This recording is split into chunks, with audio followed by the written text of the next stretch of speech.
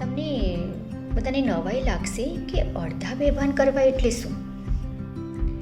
આખા બેભાન કરવાનું તો આપણને ખબર પડી જાય કે સીસી સૂંઘાડીએ અને પેશન્ટ આખો બેભાન થઈ જાય.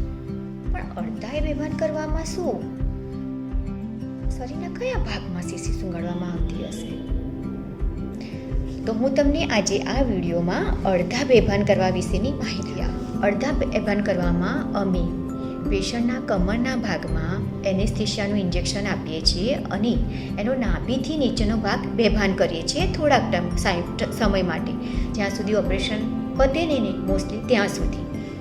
અને પછી પાછું એનું જે એવું હતું એવું પાછું થઈ જાય. આ પ્રકારના એનેસ્થેશિયાને અમારી ભાષામાં સેન્ટ્રલ ન્યુરેક્સિયલ બ્લોક કહે છે અને એમાં પણ 3 પ્રકારના હોય છે: સ્પાઇનલ એનેસ્થેશિયા, એપિડ્યુરલ એનેસ્થેશિયા અને કોર્ડલ એનેસ્થેશિયા.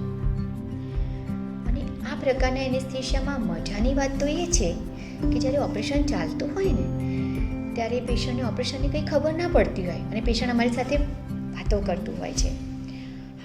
અમે એની સાથે વાતો કરતાં કરતાં પાછા એના હૃદયના ધબકારા, એના શ્વાસોશ્વાસ, એને કંઈ તકલીફ થઈ નથી થતી ને, અને ઓપરેશનમાં કંઈ પ્રોબ્લેમ તો નથી થતો ને, એ બધું તો જોતા જ હોઈએ.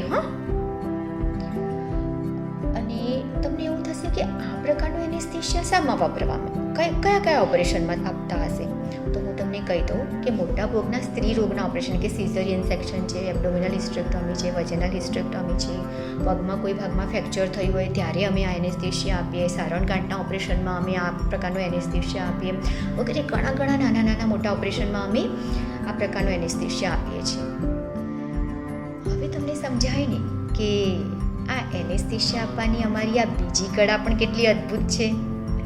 જો તમને મારો આ વિડીયો ગમ્યો હોય તો લાઈક, શેર અને સબસ્ક્રાઈબ જરૂરથી કરજો.